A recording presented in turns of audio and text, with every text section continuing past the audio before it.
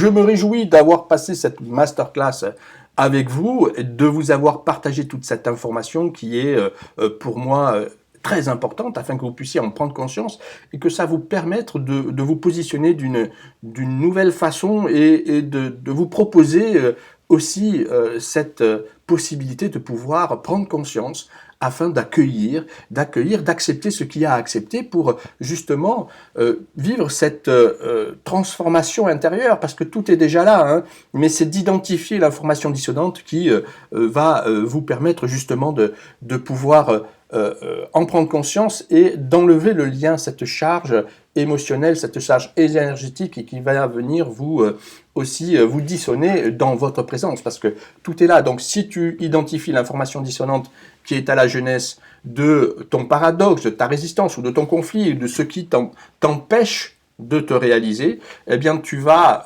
aussi en prendre conscience pour pouvoir transformer cela, et ça c'est formidable.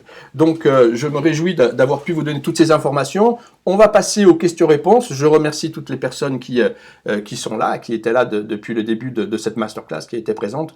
On va passer aux questions, on va ouvrir les micros. Je vais commencer sur mon écran, je vois la liste des questions qui m'a été envoyée par Alexandre, qui est juste là derrière, je le remercie, sur mon écran. Et la première question est: ai-je vraiment le libre arbitre et la liberté de changer ma vie?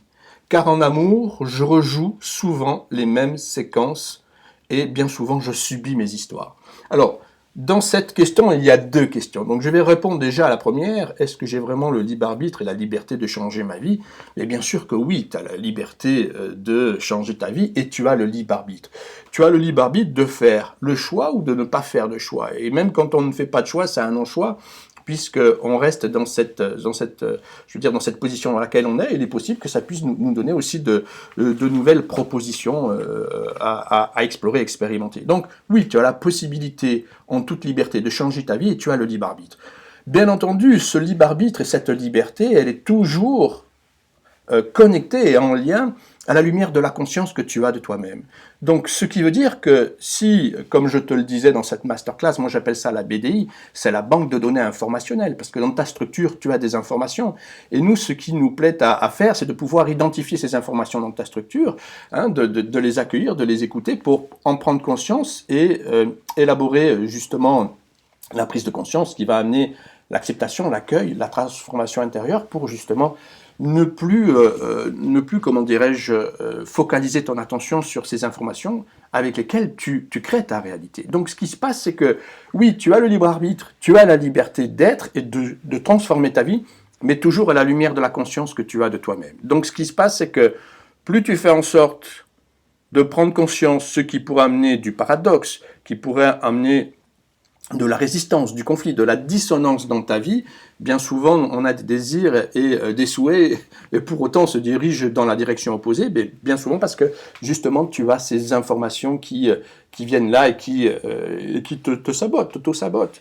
Donc tu pars dans la direction opposée et ça pose énormément de frustration dans ta communication et ton expression quotidienne. Donc tu as cette liberté, mais toujours à la lumière de la conscience que tu as de toi-même. Plus tu prends conscience de ce qui vient à l'intérieur de toi, mettre de l'opposition et la dissonance, et plus tu vas t'expanser au niveau de ton état de conscience, de ton état d'esprit, et ça va te permettre de mieux être dans ta vie, tout simplement. Donc tu as cette possibilité-là, mais toujours à la lumière de la conscience que tu as de toi-même. Donc il est intéressant de pouvoir se poser aussi et d'écouter. C'est dans l'écoute qu'on peut vivre justement cette prise de conscience, cette transformation et ce changement pérenne dans sa vie et être déjà ce que nous sommes là dans l'instant, parce que tout est là. C'est simplement à identifier la dissonance qui est dans la structure, qui a été mémorisée depuis la très tendre enfance. Donc, car en amour, je rejoue souvent les mêmes séquences et je subis. Et ce qui se passe, c'est que en amour, tu rejoues souvent les mêmes séquences, tu es dans un mode replay et tu subis. Et ce qui se passe, c'est que si tu t'es mis à subir, c'est aussi ces relations, c'est parce que je pense que tu aimes t'occuper de l'autre très confortablement et tu es aussi à son service. Et si tu es à son service, eh bien à ce moment-là, tu es à ton service à toi-même parce que tu es dans cet écosystème qui te permet d'exister, qui te permet d'être au service de l'autre et automatiquement d'avoir de la reconnaissance, d'avoir un retour de l'extérieur et qui vient nourrir justement dans ta structure le mécanisme dans lequel tu es, que tu as mis en place depuis très longtemps. Et il est possible que à ce moment-là, tu sois dans cette intention, dans cette action de vie de t'occuper de l'autre et tu l'aimes tellement qu'à un moment donné, tu as même la pensée qui vient et qui te dit oh, j'aime l'autre aussi et je l'aime à la hauteur de ce que j'aimerais aussi qu'il m'aime en fait. Mais là, ça amène un paradoxe parce que tu es dans un mécanisme qui te fait exister où tu prends soin de l'autre et à ce moment-là, tu subis aussi cette relation. Et dans le fait de subir aussi cette relation, c'est que tu existes au travers de l'épanouissement de l'autre. Et lorsque tu existes au travers de l'épanouissement de l'autre, tu es libre de t'occuper de l'autre, mais à ce moment-là, tu t'occupes pas de toi-même. Je tiens à te le dire, tu t'occupes pas de toi-même et t'as peur aussi qui peut être là, hein, dans cet instant-là, c'est ta peur de liberté et aussi cette honte aussi de pouvoir jouir de la vie et de tes sens et de t'exprimer au travers de toi. Et on a sûrement une direction quant à la valeur et l'estime de toi à ce moment-là à regarder. Donc je t'invite à aller dans ce sens-là et de pouvoir renouer avec ça. Et tu sais, bien souvent lorsqu'on est dans ce mode de fonctionnement, quand on a compris que on s'épanouit aussi dans l'accompagnement de l'autre, mais bien souvent on subit aussi ce que l'on met en place, et c'est que tu te traites toi-même de cette façon-là, avant même de le subir dans quelques autres relations.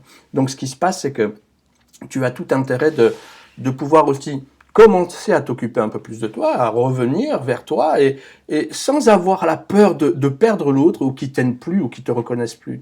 Parce que bien entendu, dès qu'on arrête ce genre de fonctionnement et de conditions, hein, parce que là, ce qui se passe, c'est que tu fais un compromis, il y a des négociations, il y a des compromis, et le compromis est pour une cause initiale. Et cette cause initiale, c'est qui? C'est toi. Donc, à un moment donné, tu mets de côté un pan de toi, un pan de ta vie et de l'être que tu es, de la femme que tu es, puisque c'est une femme qui me pose cette question. Je dis pas le nom parce que comme ça le cristallise pas, et puis ça peut aussi toucher d'autres personnes qui sont là et qui peuvent être aussi dans ce mode de fonctionnement. Donc, ce qui se passe, c'est que, eh bien, tu aurais tendance aussi à sentir que si je m'occupe pas de l'autre, je vais plus exister dans mon fonctionnement et je vais pas avoir ce retour et cet amour que entre guillemets en fait l'autre me renvoie parce que je m'occupe de lui et là mais quand même je commence à fatiguer et je subis et c'est dans tout que ça se met, hein. C'est dans la relation de couple, ça se met au boulot, avec la famille, avec les amis, donc ça joue dans tous les domaines. Donc ne donne pas d'attention à cette peur de « je vais manquer de reconnaissance et d'amour ». Parce qu'à ce moment-là, tu vas revenir vers toi et tu te reconsidères et tu te reconnais toi-même et tu as besoin de passer aussi par ces étapes-là. Voilà, c'est ce que je pouvais dire à propos de cette question. Est-ce vraiment la liberté? Le libre arbitre, oui, tu l'as, mais à la lumière de la conscience que tu as de toi-même. Et pour ne plus subir justement ces séquences de vie dans lesquelles il se rejoue en mode replay, reviens vers toi et je t'invite à aller dans la direction que en tout cas je peux écouter là et te proposer bien sûr. Et il n'y a pas de vérité en soi, c'est simplement la lecture que j'en ai et tu regardes si ça joue chez toi et si ça peut t'aider. La prochaine question